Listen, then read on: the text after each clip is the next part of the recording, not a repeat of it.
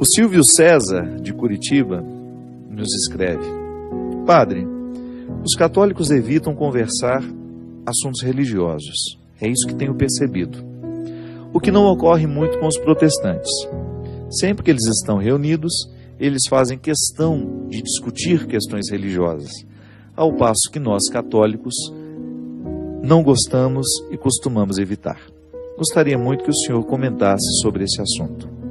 Sou católico e não encontro católicos que gostem de debater religião. Estou lendo o livro Discípulo da Madrugada e parabenizo pelo livro. Silvio, a gente sempre tem aquela velha máxima que a gente escutou tantas vezes, que religião não se discute, política não se discute, e com isso a gente deixa muitas vezes de crescer, porque na discussão, estou falando da briga não, discussão no sentido de colocar assuntos em pautas, muitas vezes porque não fazemos isso, nós deixamos de agregar conhecimentos.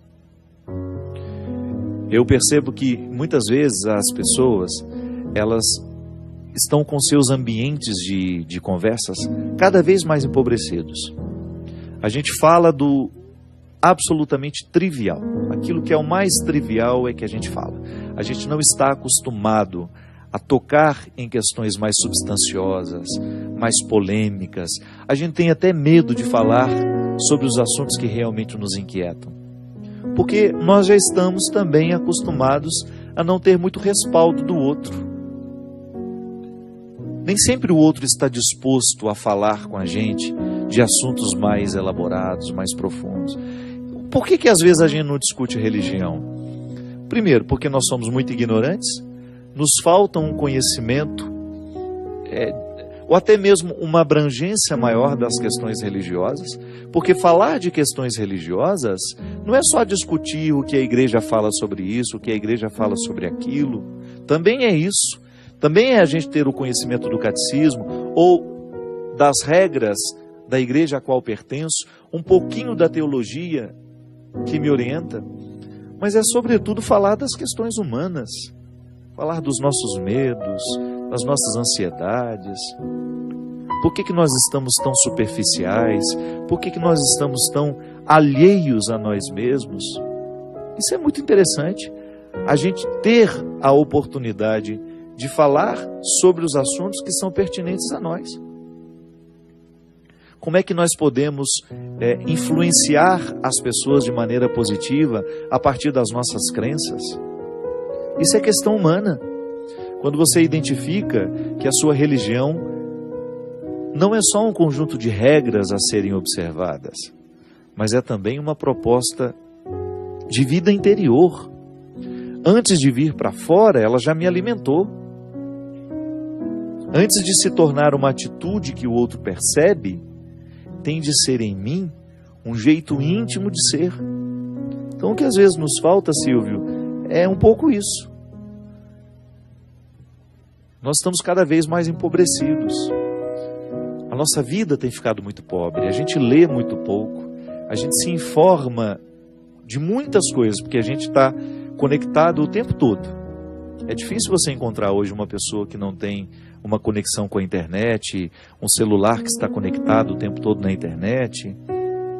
Nós temos muitas informações, mas às vezes temos poucas oportunidades de encontros fecundos, onde a gente tem a oportunidade de tratar com um pouco mais de fecundidade os assuntos que nos são pertinentes. Às vezes nos falta esse encontro de Jesus, né? Com a samaritana. A vida fica muito pobre quando nos faltam encontros fecundos. A samaritana teve a sorte de encontrar Jesus naquele momento do dia, que é tão simbólico, que é no meio da vida dela. Ela teve a oportunidade de viver um encontro que a transformou definitivamente para o resto da vida. Às vezes nós estamos imersos numa mesmice que não permite transformação. Porque a palavra do outro nos estimula a crescer. O conselho que a gente escuta. Ou então você foi assistir uma palestra e de repente você ouviu uma palavra que funcionou como uma flecha dentro de você. Feriu a sua consciência, feriu o seu pensamento. no sentido positivo, né, é claro. Provocou dentro de você uma revolução. Meu Deus, como aquela palavra ressoou dentro de mim. Da mesma maneira como a samaritana sentiu a palavra de Jesus ressoar dentro dela. Quebrou a mesmice.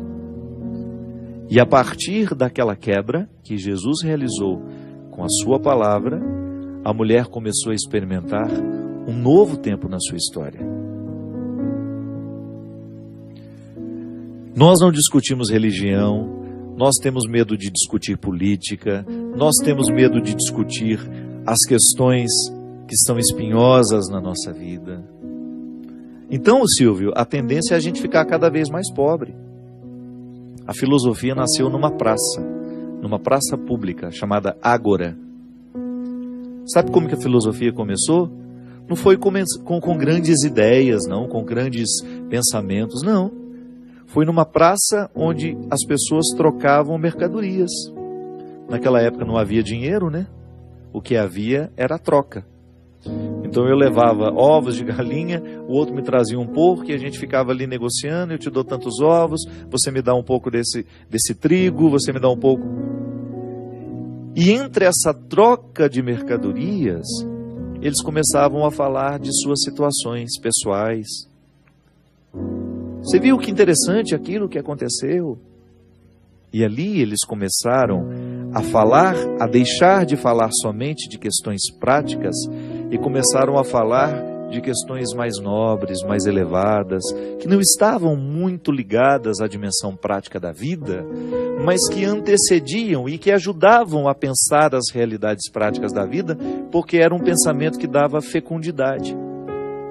Porque toda vez que nós avançamos na compreensão da realidade, a gente não avança para frente não, viu? É para trás. É engraçado isso, né? É como se a gente avançasse para os bastidores de uma determinada realidade. Você tem aqui esse cenário. O cenário é o que você está vendo.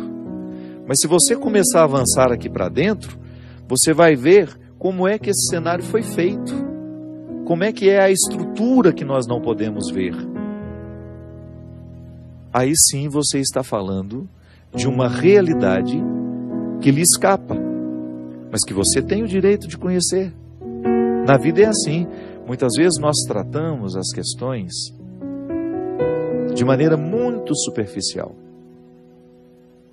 Mas de repente a gente tem a oportunidade, por causa de uma conversa, de um encontro fecundo, ou de um amigo que você tem que quebra um pouco essa regra da mesmice. É um amigo que lhe oferece um pouco mais de profundidade, um pouco mais enfim, aquela pessoa que está disposta a ouvir um pouco mais do que geralmente a gente costuma falar. Aí você estabelece com aquela pessoa um momento fecundo que tem o poder de iluminar a sua vida, o seu coração, e você começa a mergulhar nos seus bastidores, porque sozinho você não conseguia. Eu fico pensando que a experiência religiosa, essa verdadeira experiência que nós fazemos de Deus, ela nos faz mergulhar cada vez mais nas nossas raízes. A gente sai da superfície. A gente vai para dentro. É igual a planta agora nesse período de inverno, que não fica concentrando a sua seiva nas folhas nem nos frutos. Ela joga para dentro. É lá nas raízes que importa. É lá nas raízes que ela precisa se concentrar. Nós precisamos, de vez em quando, nos ocupar de nossas raízes. Parar de falar a mesmice. Procurar criar ambiências em que a gente tenha condições de meditar um pouco mais com um pouco mais de profundidade. É aquele curso bíblico que você quer fazer, né? Que você sai de casa. O que você vai fazer lá? Você chega tão cansado do trabalho, ainda vai criar mais uma ocupação? Vou. Porque lá eu quebro a mesmice da minha vida. Criei um grupo de estudos, a gente pega um livro em comum, todo mundo lê, e aí de vez em quando a gente se reúne para discutir o que está lendo. Faz bem. A gente quebra a mesmice da vida. Ou então você ter aquele grupo de amigos que você sabe que toda vez que vocês se encontram, vocês não vão fofocar. Não é aquele grupo vazio, bobo, que vai indo te cansa. Não, é aquele grupo de pessoas que você sabe que agrega conhecimento à sua vida, que faz com que você tenha essa boa sensação de que você ganhou luzes sobre aquilo que estava obscuro em você. É assim que a gente cresce, minha gente.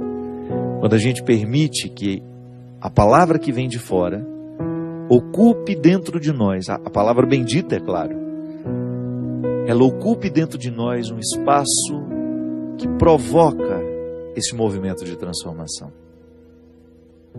É como se fosse uma pequena marolinha que vai crescendo, crescendo, crescendo, até virar uma grande onda quando chega na praia. Todos nós precisamos de mover essas pequenas ondas que causam grandes transformações dentro de nós. Todos nós precisamos buscar este poço, este lugar do encontro com o Senhor. Por isso que eu sempre digo, nós não podemos acreditar numa experiência de crescimento humano, espiritual, que não passe pela observância do estudo, da dedicação e da reflexão. Às vezes nós rezamos muito e refletimos pouco. Às vezes nós refletimos muito e rezamos pouco. São dois erros. Nós precisamos conciliar as duas coisas. A reflexão com a oração. Eu preciso orar. A oração faz bem à minha alma. Mas eu preciso refletir. Porque é a partir da reflexão que eu tenho condições de permitir que a minha oração encontre o meu corpo para produzir os seus efeitos. Foi o que aconteceu com a samaritana. Ela permitiu que a palavra daquele homem, à beira daquele poço, partisse de uma realidade natural. Água, tenho sede, alguém me pede água. A partir dessa realidade material, uma outra água lhe fosse oferecida, que é justamente aquela que eleva, que faz com que cada vez mais a nossa alma queira buscar aquilo que no mundo só pode ser alcançado pelas forças espirituais.